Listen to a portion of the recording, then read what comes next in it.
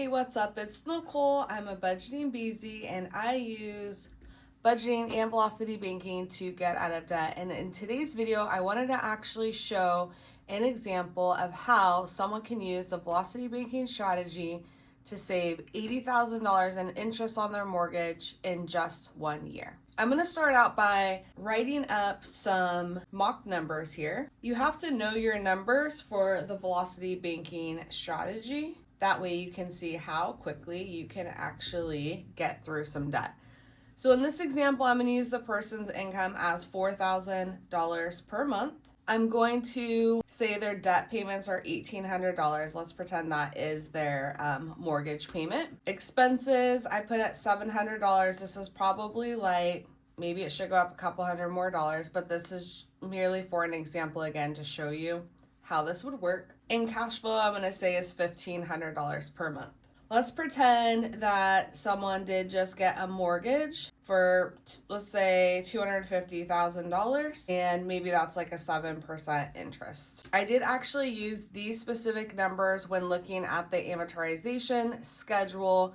Anyone can go online and look up this schedule. This is very important so that way you understand that while some people feel like 7% is high, doesn't matter if it's 3%, you're basically buying yourself a house and the bank a house if you go full term with your mortgage loan. So let's not buy the bank a house too. I did run the first lien HELOC numbers to see if a first lien HELOC would actually be beneficial for this person. And it would not be. It would actually cost them more money because of the cash flow. But you know what? Now that I'm thinking about it, when I ran the first lien HELOC numbers, I forgot to add the debt number to cash flow, because when you go into a first lien HELOC, it actually pays off your mortgage.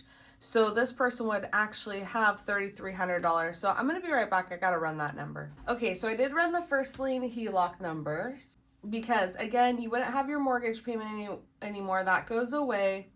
So that would increase the cash flow. And I went ahead and did just $3,000 a month for cash flow. So let's say it's $1,000 for utilities, food, insurance, whatever, $1,000 a month. You have $3,000 in cash flow. It says with the HELOC, you could pay the house off in 10.8 years, and it would save you $233,386.72 in interest. So for the mortgage, your interest would be $348,000 with the mortgage. With the first lien, you would pay $115,000 in interest. So that's a pretty significant savings. So that is actually a viable option here. The alternative to the first lien would be getting a personal line of credit, or this person could potentially do a HELOC. Either way, you would want it to be a line of credit tool and one with your own, with the bank that you use, so that you can move the money around easily. But what I had worked up here is, let's say you have this and you would, I would say you would want at least a $15,000 line minimum. If you can get 20, that's even better, but let's just say the 15,000. So what you would do is you would pull $10,000 off this line of credit and apply it as a principal only mortgage payment. That's what I'm going to call it. And then you would pay your expenses, which is let's just say $2,500. We'll do expenses.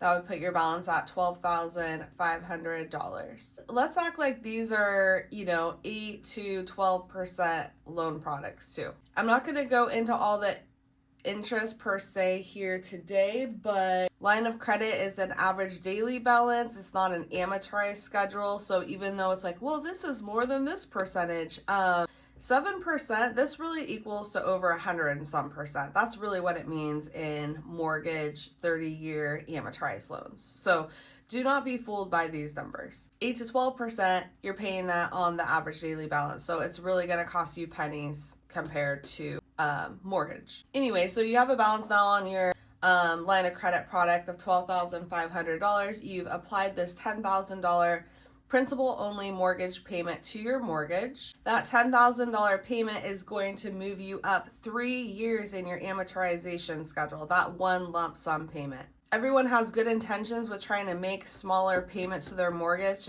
to pay things off, but it makes no significant impact. You've got to apply larger chunks to move up in that amortization schedule to actually save yourself cold hard cash. So by applying one $10,000 principal only mortgage payment, you will move up 36 months in your amortized schedule, and that one payment will save you $43,920 in interest saved. You just did that with one transfer. Now, yeah, you do have this debt over here, but what you're gonna do is apply all of your income here. We'll put income 1. That'll bring your balance to, $8,500. Then you'll charge your expenses again. That'll put you at $11,000, okay? Then the next month, you're gonna go ahead and apply your $4,000 income. I'll bring you down to $7,000. Then you're gonna apply your $2,500 in expenses, and that's gonna put you back up to $9,500. We're gonna do it again. Apply your income, $4,000. I'll put you at $5,500. Then you're gonna charge your expenses. Okay, so that brings you back up to $8,000. Guess what? You're gonna do it again. You're gonna apply your $4,000 income. It's gonna bring you to $4,000.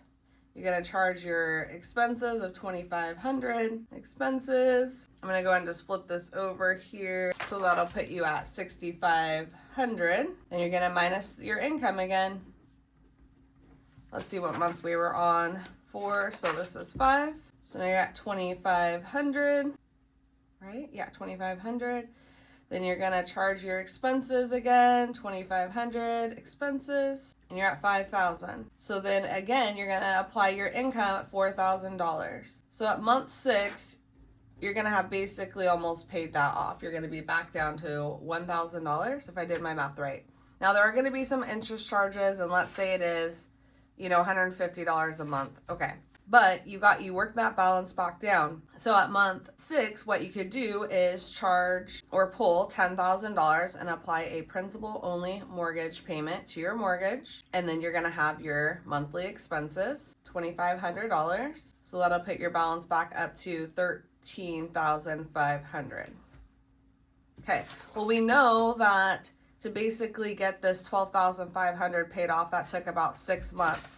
So you would do this process another 6 months. Let me write it out here. And this balance should be, let's just say 1 to 2K. All right, so you worked it back down. But with that additional second $10,000 payment, you moved up in the amortization schedule, 24 plus 7, another 31 months. Okay, so the second $10,000 payment moved you up another 31 months in that amortization schedule, and you have to understand the bank is making all of their money in those very early on years. They're making money the whole time, but I'm talking like a couple $100 of your monthly payment is going to principal, and the rest is going to the bank. So moving up an additional 31 months in the amortization schedule, that one $10,000 payment here saved you $36,410 in interest. So in 1 year, with two $10,000 chunks, you have moved up 67 months. You saved yourself 67 months in interest, which is 5.5 years. That's how much you've shaved off your loan. 5.5 years, and you saved yourself $80,000 in interest. 43 plus 36. But they both actually have additional numbers. So it literally is $80,000 interest saved 1 year with two $10,000 chunk payments. If you were to only do, let's say you chose to apply an additional $200 a month to your mortgage as principal only, straight up, that's like, it's doing nothing for you. The whole point is to get the principal only balance down in the amortization schedule as quickly as possible to save mass money and interest. So as you can see, using these credit tools to benefit, you can save yourself a bunch of time and money. Don't buy yourself and the bank a house, just buy yourself a house. This person can do this multiple times, year after year. And even if you couldn't make two $10,000 chunks, let's say you only were able to do one, whatever, Or let's say you wanted to do one $20,000 chunk and then just work that down. You could do that too, but this will save you so much money. I am not the velocity banking guru per se. I have watched enough information and learned as much as I possibly can to actually view debt products as debt tools. And I would highly encourage anyone who is in a 30-year mortgage to explore these other options, either looking into a first lien HELOC. Sorry, this is first lien HELOC option. And if you don't feel comfortable with that, you can look at just using these other debt tools to, I like to say, budgeting is hot, velocity banking is hot, cash stuffing is hot. I hope you all learned something today. I hope you can realize that this is not magic, it's just math. If you have any questions about what I just did, go check out an amortization schedule. Look and see, okay, if I applied a $10,000 chunk, what's my current balance? And where would that put me? And that's how you'll determine how much interest you would save with a large chunk. You'll be able to see if you apply $200 extra every month, that literally does zero for you. It will over time do a little something for you, but it's not going to save you, $80,000 in a year in interest. So let's work smarter, not harder. Definitely give this consideration. Start viewing your own situation and see what tools you have access to or what you might need to be able to do a money move like this. I'm not a financial advisor. Again, this is just my personal opinion based on information that I've personally learned and researched, and the math, just math. Obviously, it makes sense, and it does not make sense for us to buy ourselves a house and the bank a house. All right, that's a wrap. That's enough of that. I hope you all are having a great weekend, and I'll see you soon for another one. Take care.